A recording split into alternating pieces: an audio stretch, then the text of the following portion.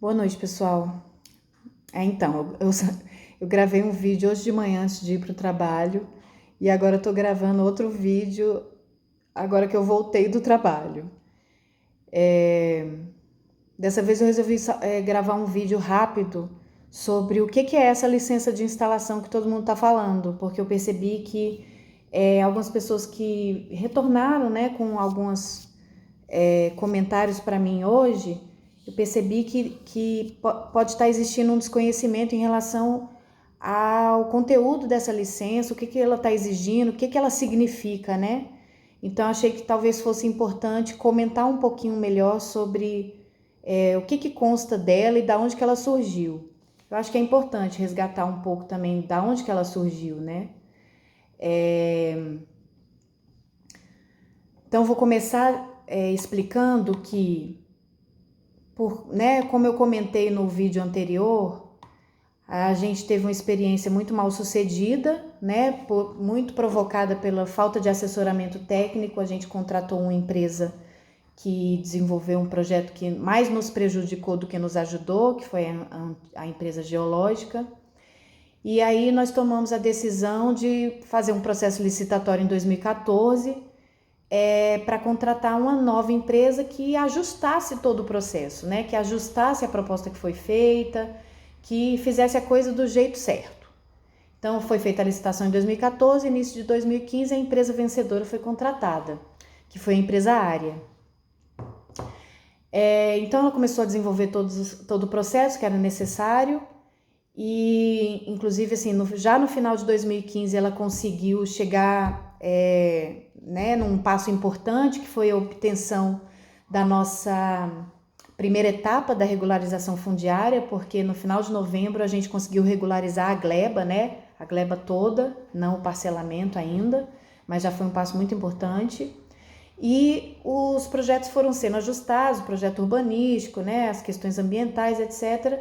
E aí no processo de desenvolvimento desses projetos, as questões foram sendo trazidas em assembleia para irem sendo decididas coletivamente, questões que deveriam ser incorporadas ao projeto. Então, nós decidimos em 2016 e 2017, através de várias assembleias, sobre, por exemplo, que tipo de pavimentação nós gostaríamos que fosse adotado no nosso projeto, que ia ser submetido à regularização. Foi aí que a gente decidiu, por exemplo, pelo bloquete. A gente debateu, por exemplo, também sobre os critérios da norma de gabarito que deveria ser adotada. Então, qual era o tipo de muro que nós gostaríamos, a altura de muro, qual era o afastamento frontal, lateral, taxa de ocupação. Então isso foi sendo debatido, né? As normas de gabaritos foram debatidas. A gente debateu, por exemplo, qual a melhor solução de drenagem de acordo com as opções que foram apresentadas pela empresa. Debatemos sobre qual tipo de solução nós íamos dar aos lotes em situação de conflito ambiental. Então isso foi sendo debatido, foi sendo desenvolvido, os projetos foram sendo consolidados, ficando mais redondos e a partir do momento que eles se consolidaram, a empresa, junto com a administração, iniciou o processo de submissão do projeto junto aos órgãos competentes. Então foram feitas inúmeras reuniões entre 2017 e 2018 para que a gente fosse ajustando os projetos de acordo com as demandas que a DASA, IBRAM, SEDU, NovaCap faziam. Até que nós conseguimos chegar no ponto em que, no final de 2019, a gente obteve a primeira etapa da regularização ambiental, que foi a licença de instalação, que foi emitida em outubro de 2019. Então, assim, a licença de instalação, ela contém uma série de exigências e condicionantes colocados de uma certa forma em relação aos estudos ambientais, planos, programas e projetos que foram aprovados e essas condicionantes e exigências precisam ser cumpridas para que a gente possa chegar no ponto em que a gente vai ter o direito de emitir a licença, né, de obter a licença de operação do condomínio, que vai também, juntamente com isso, nos permitir a regularização, né, do parcelamento. essa licença, você pode, né, quem quiser baixar ela na íntegra, né, ler ela na íntegra, ela pode ser acessada dentro do próprio site do Condomínio Verde, lá dentro da área restrita, onde tem todos os documentos da regularização, até os projetos, etc. Você consegue abrir, né, e baixar o documento original, né, dessa licença de instalação, que é a licença de instalação corretiva 6 GDF 4 de 2019. Então lá vocês podem ler ela na íntegra, etc. Mas assim, eu destaquei resumidamente algumas das principais exigências. São feitas algumas exigências importantes a serem atendidas no prazo de 120 dias, a partir da publicação da licença de instalação no Diário Oficial.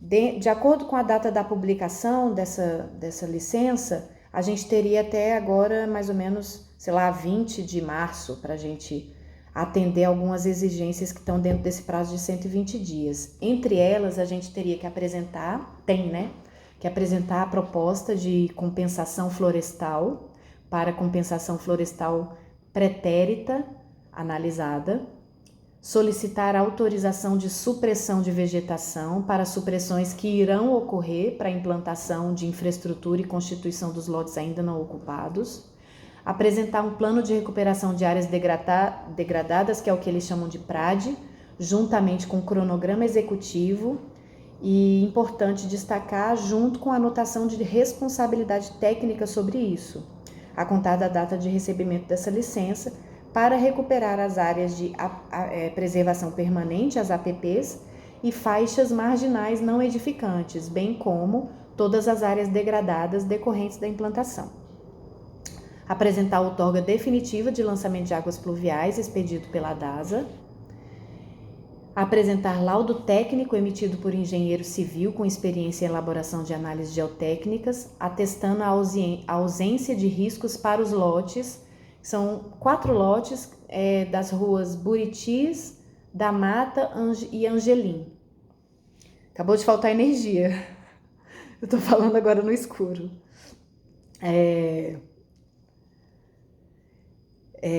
Além disso, né, tem algumas outras exigências aqui. Essas são as que precisam ser atendidas, né, no prazo de 120 dias. E uma série de condicionantes que precisam ser atendidos na etapa de execução das obras. Eu acho que deu para perceber, inclusive assim, todos os condicionantes vão ter sempre que ser entregues junto com anotações de responsabilidade técnica. Os documentos vão ter sempre que ser submetidos ou ressubmetidos junto aos órgãos competentes, como a DASA, IBRAM, SEDU. E a gente vai ter que ter um apoio nesse acompanhamento, um apoio durante todo esse processo. Inclusive o processo de execução, não só das obras, como execução dessas etapas aí de compensação florestal, compensação ambiental. Tem até um plano de educação ambiental, etc. A gente vai precisar de ajuda para isso.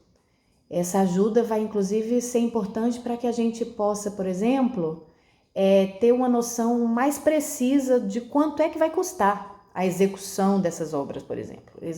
Essa ajuda técnica vai poder nos ajudar nesse tipo de precisão, vai poder nos auxiliar e nos orientar em relação a que tipo de contratação vai ser mais vantajosa para a gente, se a gente vai fazer uma empreitada global da obra, se a gente vai fazer uma empreita parcelada por etapas.